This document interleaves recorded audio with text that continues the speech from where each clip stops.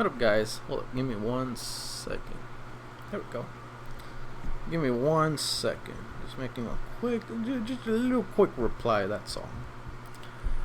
But I'll go forth and start with this. Dragon Slayers are hacks.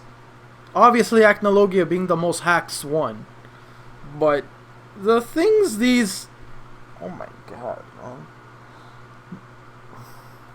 The things these guys can do is just crazy overpowered. Acnologia, considered the most strongest dragon and dragon slayers, because I consider dragon and dragon slayers two different categories. The strongest dragon and the strongest dragon slayer. Not only was the rift not strong enough to completely imprison him, but he consumed the rift to where it gave him new powers and even made him more powerful than he was before. He uses the rift now to have two separate forms, an astral form and a physical form. He uses the physical form to wreak havoc on the current time placement of, the world of Fairy Tail. And he uses his astral form to manipulate and pretty much use his rift powers to keep things in balance, I guess, what Urza said. But right now, currently, his astral form has to deal with a bunch of dragon slayers who are crazy overpowered in their own right, but they are nothing compared to Acnologia. Yeah, it's not just gonna take, they need every goddamn wizard they can get their hands on just to fight Acnologia. But I guess the best is using every dragon slayer, because once again, it says it in their title, they're dragon slayers, they kill dragons, so they specialize with this situation. But because Acnologia is not only a dragon but also a dragon slayer, yeah, he can pretty much counter them.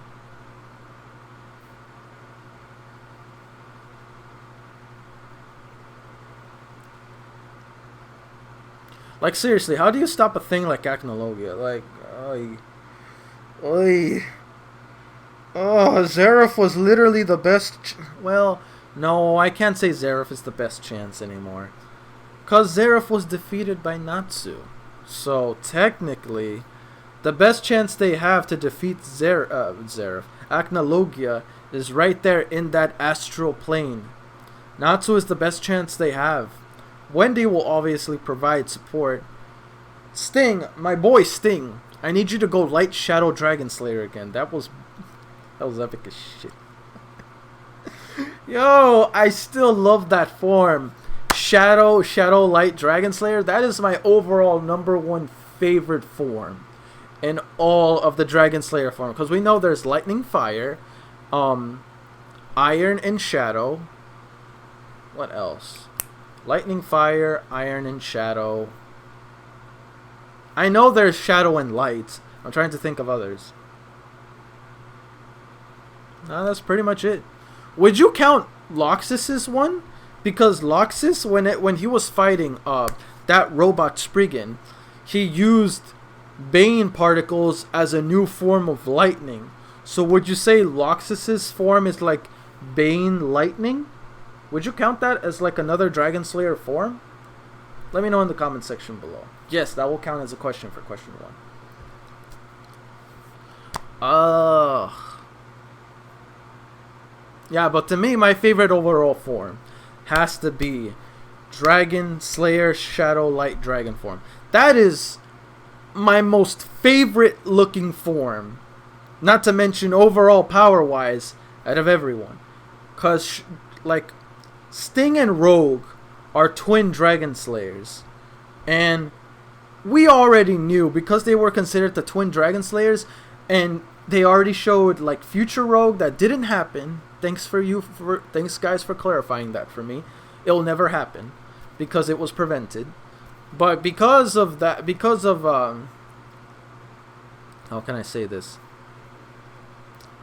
Because of what happened,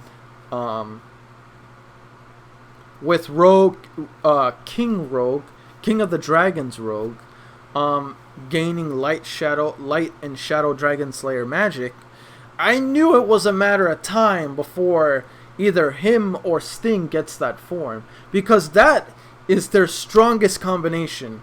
And I'm very happy it was Sting that took that form, because of how Future Rogue did it the wrong way.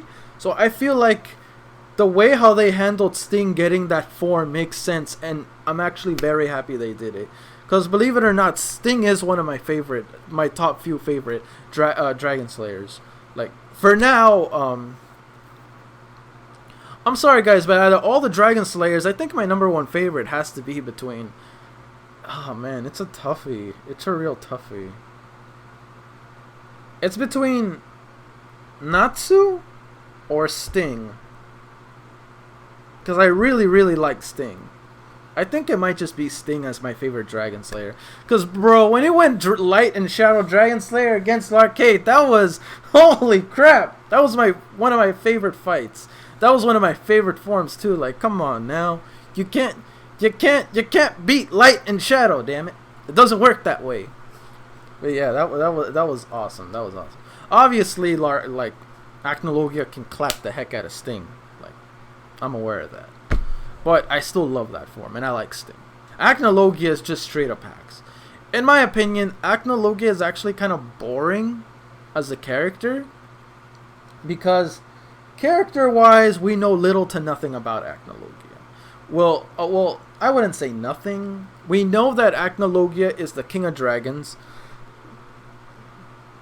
He is by far the most strongest dragon slayers out of all of them. He's been around for hundreds and hundreds of years. Not to mention,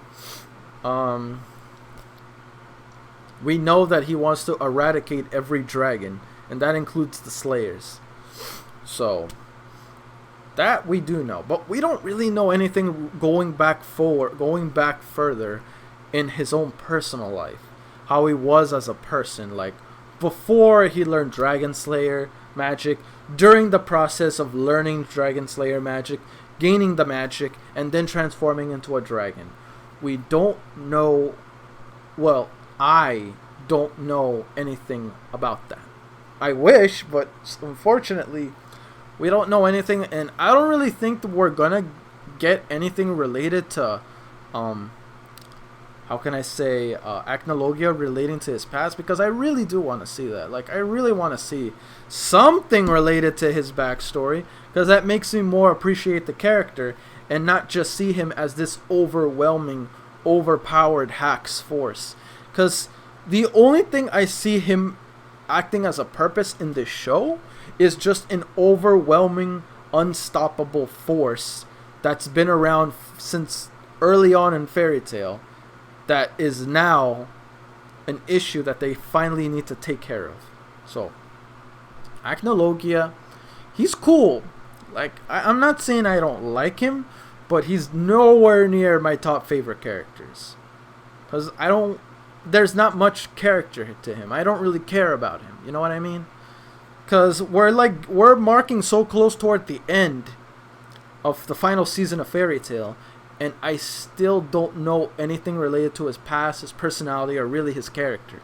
We just know his goal, where he stands in strength, and honestly, the only thing related to his backstory that we know is that he's been around for a long time. That's it.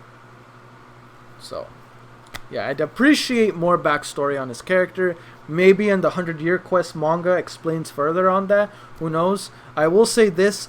Once I finish the anime, I might just jump straight into the manga and replace Fairy Tail anime. Like, you know how I do Fairy Tail every Monday? Instead of every Monday Fairy Tail anime, it might be every Monday Fairy Tail 100-Year Quest manga. Or depending how much I feel, I may do like a bunch of chapters in like one go. But I will be doing Fairy Tail Eden Zero. Actually, I just thought of something. This will be question 2. Guys, for those of you that don't know, out of all of Hiro Mashima's work, Rave Master is by far one of my number one. Rave Master, maybe not necessarily the series, but Haru is one of my #1 favorite characters that he's done. Haru, personally to me, is my #1 favorite character out of every other character he's made. I love Haru. He's awesome. I grew up with him when I was a child. So, now that I think about it, I've been exposed to his work since I was a kid. Since I was like 6 or 7. I never realized it. Because Rave Master came out a long time ago. So yeah, and I saw all of it, but the thing is, I barely remember little to nothing about it. So I was thinking, if you guys would like to, would you like it if I actually rewatch the anime of Rave Master? Not right now, because like, you know, but later on in the future, would you like to see that? That's all. I'll count that as question 2, because once again, I remember little to nothing about the series. I remember very few characters like Haru, Ellie, Lint from the Dragon race. It's a funny thing, dragon references are used in Rave Master also. Musica, I think that was his name. The guy that kind of looks like Ray, but not. I said Ray, Gray, but not really. Like he's the closest one that looks like him. So yeah, there's him. Plu. I think his name was Plu. Yeah, I think it was Plu. I think back then he never really used cats. Before he used like weird, oddly shaped creatures like Blue. And then later on he started using cats more. That's why in the series Eden Zero, for those of you that don't know, I've only ever read the first chapter of Eden Zero. I do know that Happy is in that series, but it's not the Happy we know, it's the Eden Zero version of it. So, and it's not the main character's cat, it's Shiki. It's what was her name? The girl that kind of looks like Lucy. It's her cat, it's not that. But still, I don't really know anything related to Eden Zero. Other than the first chapter, and I barely remember it, not so much. So I'm thinking that when I'm finished with the Fairy Tail anime, I'll be doing the 100-year quest manga every certain chapters a week. Along with it, I'll be also doing Eden Zero on the same day. So it'll be like Eden Zero and Fairy Tail on Monday, reading manga wise. But yeah, overall, this was a fantastic episode. I can't wait to see more.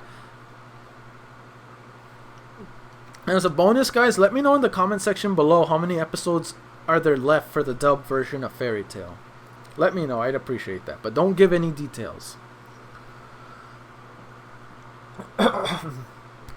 Oh man, I feel like there's not many left though. I feel like there's like, if I were to estimate it, I would say there's like maybe 3 or less chapters.